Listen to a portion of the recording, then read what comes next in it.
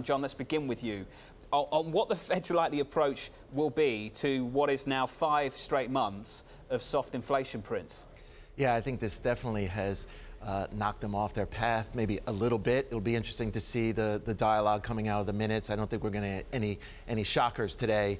Clearly, they're going to move ahead on reducing the balance sheet. But I think as it relates to continuing the upward path of short-term interest rates, it's going to be all about inflation.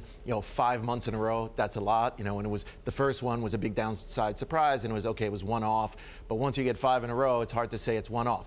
Despite that, if you actually go through it, you see there are things that are not expected to be repeated. And I think the Fed is willing and hoping to look through it because, as you know, the labor market is tight, the economy is doing well.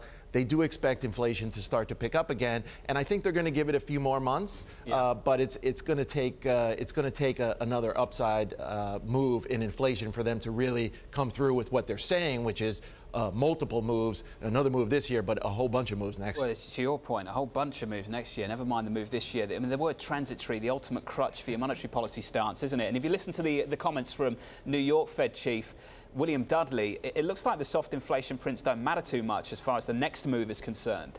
I agree with that statement. It's really interesting, and that's what's going to make these Fed minutes really pivotal today, because the June meeting, I thought the statement was fairly hawkish, right?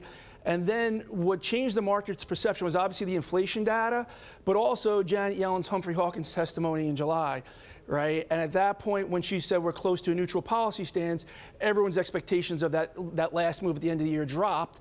And then until you had Bill Dudley give that AP interview this week saying that financial conditions are a reason we need to continue tightening, the market's perception had shifted. Obviously, the Bloomberg WIRP of a Fed move by the end of the year had dropped from probably 50% post the FOMC meeting to about 30-35%. I think we're back up to 40-45% post Bill Dudley. Yeah. So it's going to be these minutes could shift the landscape back towards that expectation of that December hike again.